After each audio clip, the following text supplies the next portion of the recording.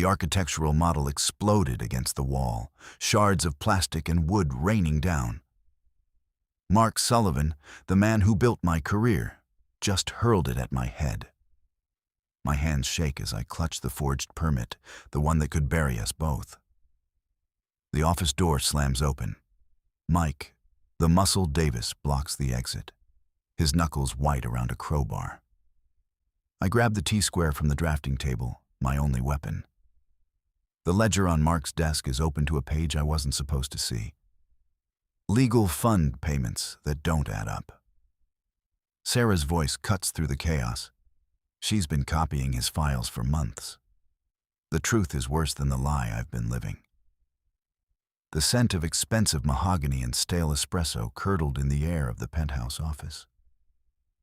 David Miller stood frozen, his eyes locked on the rhythmic movement of Mark Sullivan's hands. Mark was meticulously lining up 3 small, rectangular packets of sugar on the edge of his desk, his fingers smoothing the paper with a precision that bordered on the clinical. Each packet was labeled in tiny, cramped ink with a date and a location. Starbucks, 4th and Main, October 12th. "The deed, David," Mark said, his voice a smooth, operatic baritone that seemed to vibrate against the floor-to-ceiling glass. "Sign the cottage over, or we both rot. We bury the witness under your porch, or the feds bury us in a cell." David's heart hammered against his ribs, like a trapped bird. He looked at the architectural model on the pedestal between them, a miniature Heights Plaza, the project that was supposed to be his masterpiece. Instead, it was a tomb built on forged permits and structural lies. "I can't," David whispered. "That's my mother's house. It's the only thing left of the Miller name that isn't tainted." Mark's face shifted. The predatory warmth vanished, replaced by a mask of crimson veins. He lunged, his hand snatching the plaster scale model off its pedestal. White dust puffed from the miniature towers, a dry, chalky smell filling the space as he swung the heavy slab toward David's skull. "Move," David's mind screamed. He ducked, the jagged edge of the model whistling past his ear before shattering against the floor. Shards of faux concrete skittered across the polished marble. "You're babbling about legacy again?" Mark hissed, leaning over the desk, his presence invading David's space. "Do you remember the sound the concrete made 10 years ago? The way that hitchhiker's bones snapped when your car hit him? I saved you from the sirens, David. I suggest you stop counting the stairs and start counting your blessings." Before David could retort, the heavy oak door burst inward. Mike Davis charged into the office, his boots thudding like a heartbeat on the expensive rug. Mike didn't waste breath on threats. He was a massive, slab-like man who smelled of industrial-grade floor wax and old sweat. He lunged, his fist connecting with David's jaw. A sickening crunch echoed in the room, and David tasted copper and salt. David stumbled, his hand clawing at the drafting table for balance. His fingers closed around a heavy steel T-square. Cold, solid metal bit into his palm. As Mike lunged again, David swung the tool in a silver arc. The edge caught Mike's forearm with a dull thud. Mike grunted, his momentum faltering. David stepped into the man's space, pressing the cold steel against Mike's throat until the intruder's heels lifted off the rug. "Get out!" David wheezed, his voice a ragged edge. He shoved Mike toward the fire exit, the heavy metal door clanging shut with a finality that shook the walls. David turned back to the room, his breath coming in frantic whistles. Mark was gone, likely slipped into his private elevator, but the desk remained. In the center of the mahogany surface sat a leather-bound ledger. David's eyes darted to the door, then back to the book. Subverted. Phase 1. Smart decision. David's mind raced with the logic of a structural engineer. To defeat Mark, he didn't need strength. He needed leverage. The ledger was the keystone. If Mark was laundering money or hiding the payments he claimed were going to the witness, the proof would be in the ink. David reached out, his fingers trembling, and snatched the book. This was the smart move, the only move. With this data, he could prove the legal fund was a fiction and break the chains Mark had used to bind him for 15 years. He tucked the ledger under his arm, the weight of it feeling like a shield. Phase 2. False positive. He retreated to a nearby coffee shop, a sterile, brightly lit place that smelled of burnt beans and chemical cleaner. He sat in a corner booth, the ledger open before him. As he flipped through the pages, a sense of profound relief washed over him. It was all there. Recurring payments of $50,000 every month, directed to an account labeled LF Holdings. The math was sloppy, the trail obvious to anyone who knew how to look. He felt a surge of triumph. He had him. Mark Sullivan, the man who owned half of Charlotte, had left the door unlocked. David leaned back, his shoulders finally dropping from his ears. He could take this to the authorities. He could be free. Phase 3. The crack. He turned to the final page of the ledger, expecting more of the same. Instead, he saw a date from 3 days ago. The entry wasn't a payment out, it was a deposit in, and the source of the funds stopped his heart. The name listed as the sender was Miller Architecture. David frowned, a cold prickle dancing across his skin. He hadn't authorized any transfers to LF Holdings. He looked closer at the tiny, cramped handwriting in the margins. It wasn't Mark's. It was a hand he recognized from 1,000 project memos. Phase 4. Catastrophic reveal. The truth hit him like a physical blow to the solar plexus. The ledger wasn't Mark's secret list of crimes. It was a trap designed to look like David's own embezzlement journal. Every suspicious payment was linked back to David's personal accounts. Accounts he hadn't even known existed, opened in his name with his forged signature. By taking the ledger, he hadn't secured evidence against Mark. He had stolen the only record that would now be used to frame him for the very fraud Mark was committing. Suddenly, his phone buzzed. A text from an unknown number. "Thanks for taking the ledger, David. The police will find it much more convincing in your possession than mine. It's hard to claim innocence when you're caught holding the smoking gun." David looked at the book in horror. It felt hot, like it was made of live coals. He had walked right into the cage and locked the door behind himself. He was now the primary suspect in a multi-million-dollar money laundering scheme, and he had just provided the physical evidence to prove it. The bell above the coffee shop door chimed. David looked up, expecting the police, but instead saw Sarah Johnson. Her eyes were darting, her fingers stained with the black ink she always seemed to be wearing. "We need to go," Sarah said, her voice vibrating with a restless energy. She didn't say I, she said we, as if she were leading a ghost army into the room. "We saw what you did in the office. We saw the ledger." But David, that's not the real story. They ducked into the server room of the firm, a space that hummed with a low-frequency vibration that felt like a headache. The air was cold and smelled of scorched dust. "I haven't been filing your designs, David," Sarah whispered, her fingers flying across a keyboard. "Not the way Mark told me to. I've been copying his private files. Every time he accesses the main system, we mirror the path. The legal fund he's been scaring you with? It's a ghost. It's a slush fund for his gambling debts at the high-stakes tables in Atlantic City and Macau. He's not paying off a witness. He's paying off the people who will break his legs if he doesn't come up with $5 million by the end of the month." David stared at the screen. The numbers blurred. The hitchhiker, The man I killed. We don't think there was a man, David, Sarah said, turning to him. Her eyes were soft for the first time.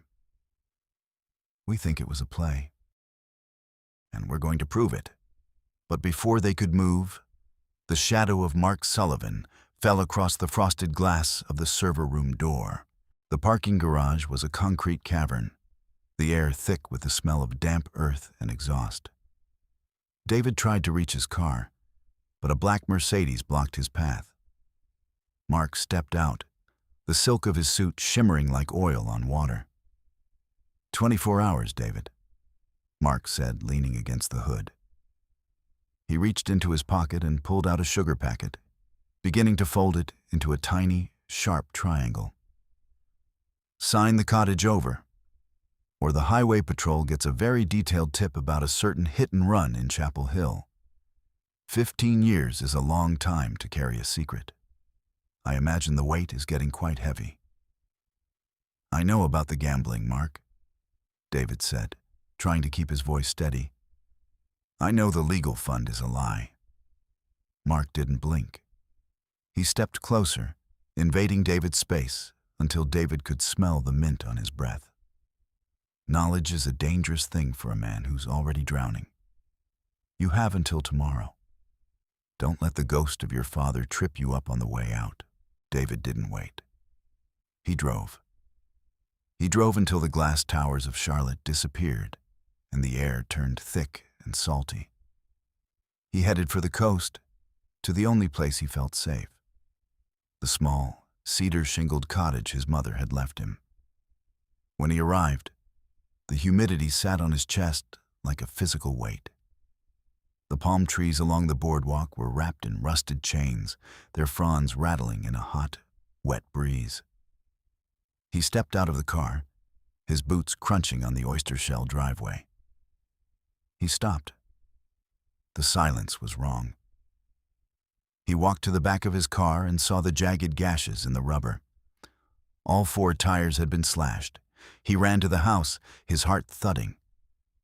The landline cord hung from the exterior box, cleanly severed. He was trapped. Panic, cold and sharp, pierced through the heat. He needed a phone. He needed people. He began to walk toward the main road, the rhythmic chanting starting under his breath. 1, 2, 3, 4. He counted every step, a desperate attempt to maintain order in a world that was dissolving into chaos.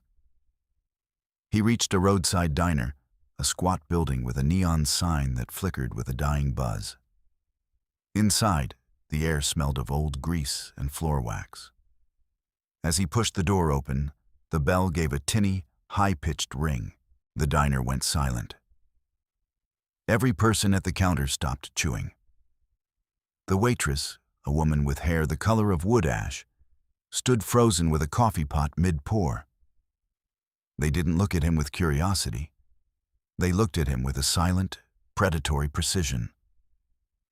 David sat at the counter, his hands shaking. I need to use a phone. My car broke down. The waitress didn't answer. She moved with a rehearsed mechanical grace, filling a cup and sliding it toward him.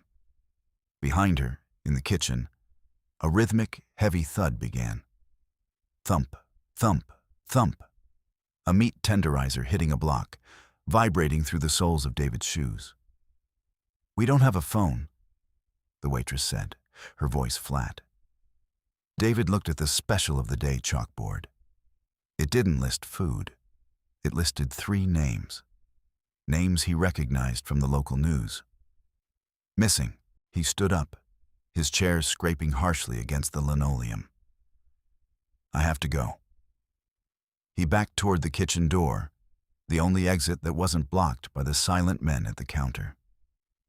He burst through the swinging doors into the heat of the industrial kitchen. A man was waiting. He was a local drifter, his eyes bloodshot and wide. He held a serrated steak knife, the blade glinting under the harsh fluorescent lights. He didn't say a word. He just lunged.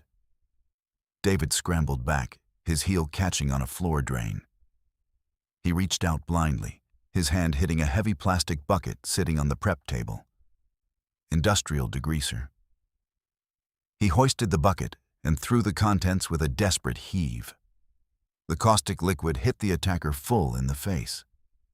The man screamed, a high, thin sound that was cut short as he collapsed, clawing at his eyes. David didn't stay to watch. He lunged for the back door, bursting out into the salty night air. He ran toward the shadows of the pier, but a figure stepped out from behind a stack of crab crates. "You're a long way from the office, David," a voice said. It was the waiter from the diner. But as the man stepped into the light of a flickering street lamp, David stopped breathing. A jagged, ropey scar ran from the man's jawline to his ear. David's mind fractured. He knew that scar. He had seen it in his nightmares for 15 years. It was the face of the hitchhiker, the man who was supposed to be dead, the man whose death had been the anchor of David's life. "Thomas?" David whispered. The man, Thomas Reed, didn't acknowledge the name. He didn't smile. He just straightened his collar, his hand moving in a rigid, 3-beat motion, once, twice, 3 times, adjusting a tie that wasn't there.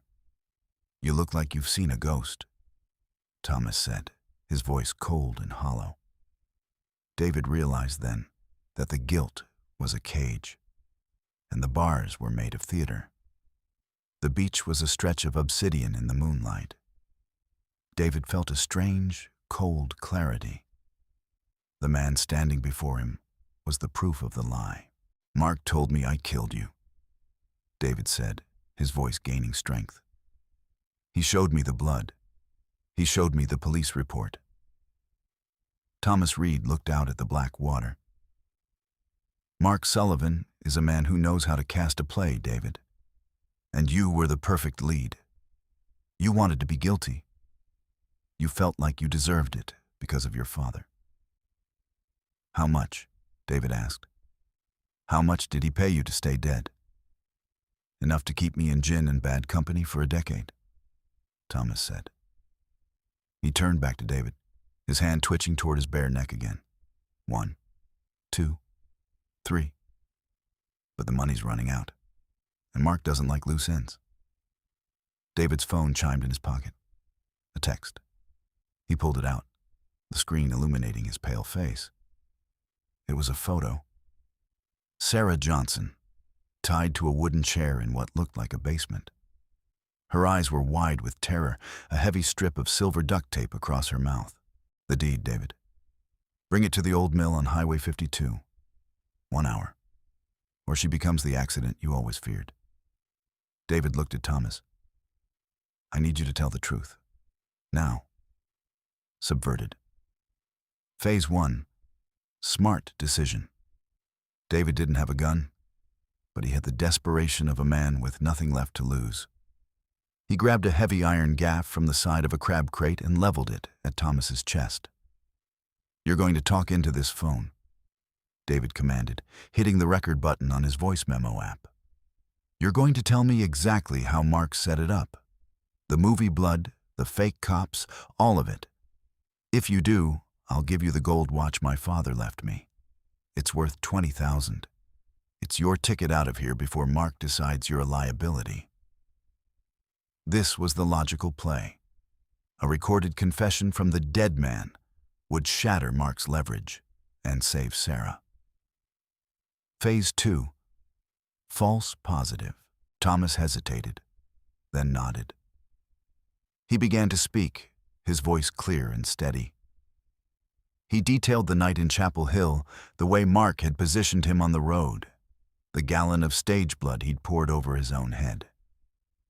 He even named the 2 crooked cops Mark had hired to play the first responders. David felt a surge of adrenaline. The recording was perfect. It was the silver bullet. He handed Thomas the heavy gold watch, and the man disappeared into the shadows of the boardwalk. David sprinted for his car. He had the spare in the trunk, and he could change a tire in 10 minutes. He had the truth. He was going to save Sarah and bury Mark Sullivan. Phase 3. The crack. He was halfway back to Charlotte, pushing his sedan to 90 miles per hour, when he decided to listen to the recording one more time. He needed to hear the victory. He pressed play.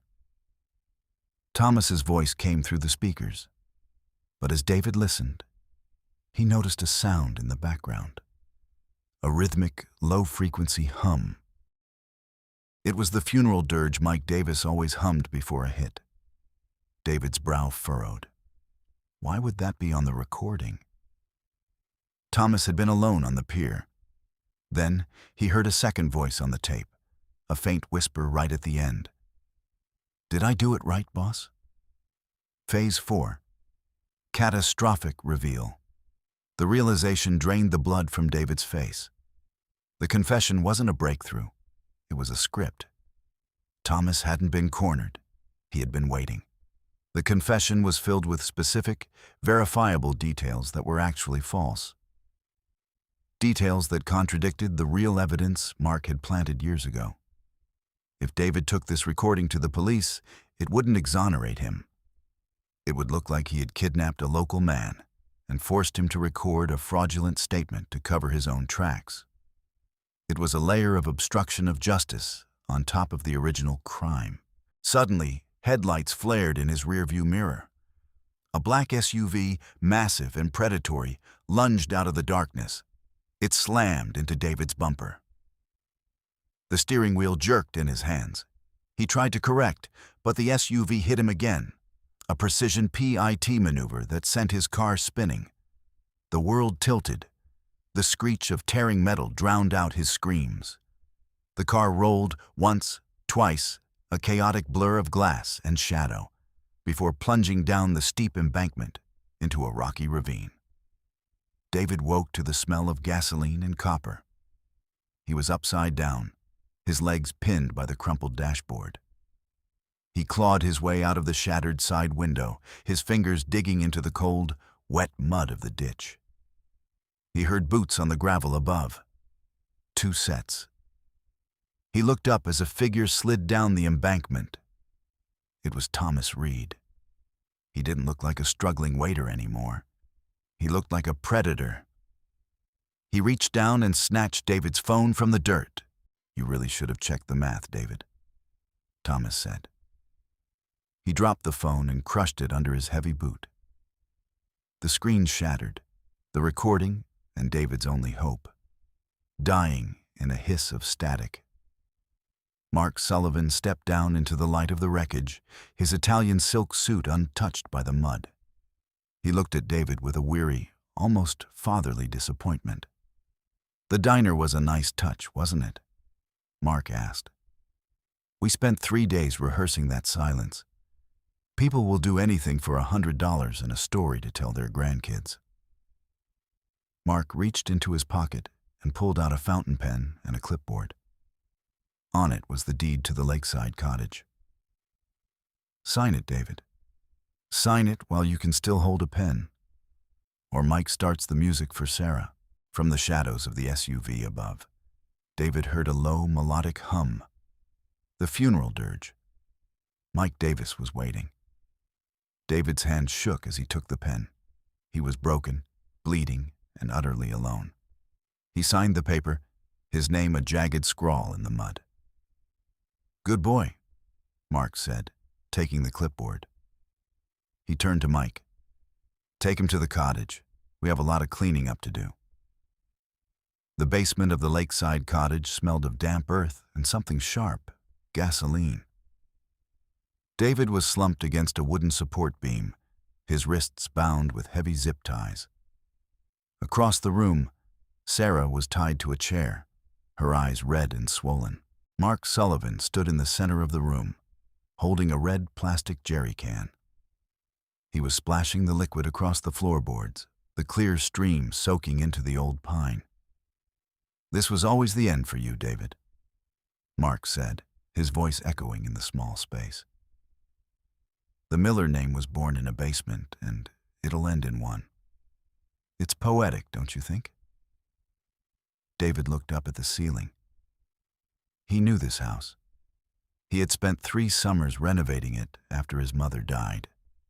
He knew every joist, every load-bearing point. He knew that the central beam he was leaning against was the only thing holding up the heavy stone fireplace in the living room directly above them. And he knew he had replaced the original oak with a cheaper, notched pine during a period when he was short on cash. A secret flaw he'd never fixed. "You're not an architect, Mark," David said, his voice a rasp. "You're a parasite. You don't build, you just occupy." Mark laughed, a dry, rattling sound. "I own the skyline, David. And after tonight, I own your mother's land. That's all that matters." Mark pulled a silver Zippo from his pocket. He flicked it open. The small flame danced, reflecting in his cold, predatory eyes. 1, 2, 3, David whispered. "What was that?" Mark asked, leaning in. "I'm counting the seconds you have left," David said. With a roar of effort, David threw his entire weight forward, then kicked back with his heels against the base of the notched support beam. He didn't need to break it. He just needed to shift it 2 inches to the left. The wood groaned, a deep, structural scream. The notch he'd cut years ago gave way. The ceiling didn't just leak, it buckled. A massive section of the floorboards above gave way as the 3-ton stone hearth collapsed. A roar of dust and debris filled the basement. Mark screamed as a heavy timber pinned his leg to the gasoline-soaked floor.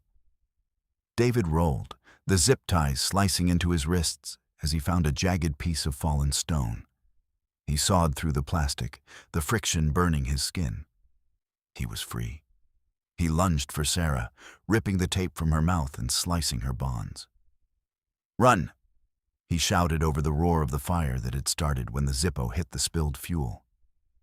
They scrambled through the cellar door just as the first floor of the cottage turned into a furnace.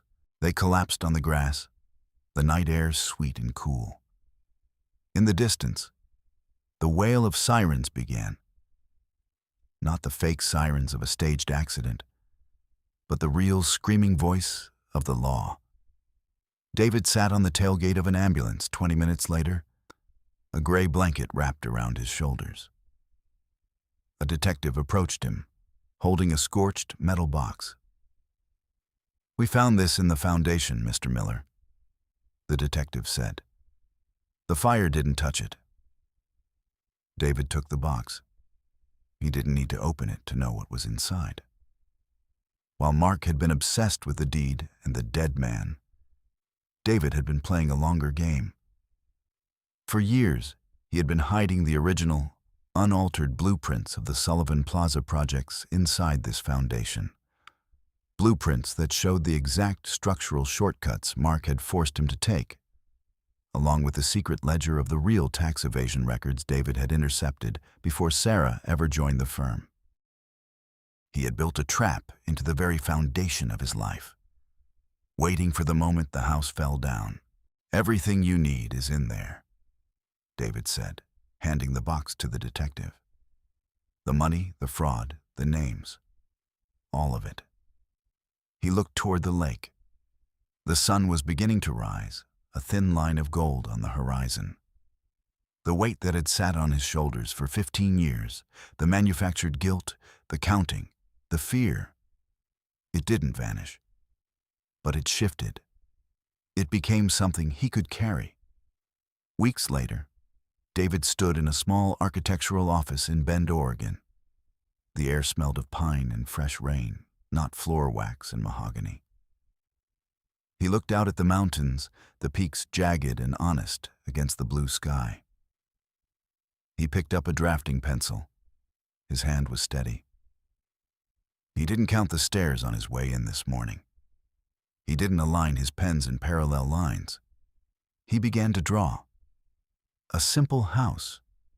A house with a strong foundation, built on the truth. For the first time in his life, David Miller wasn't building a cage. He was building a home.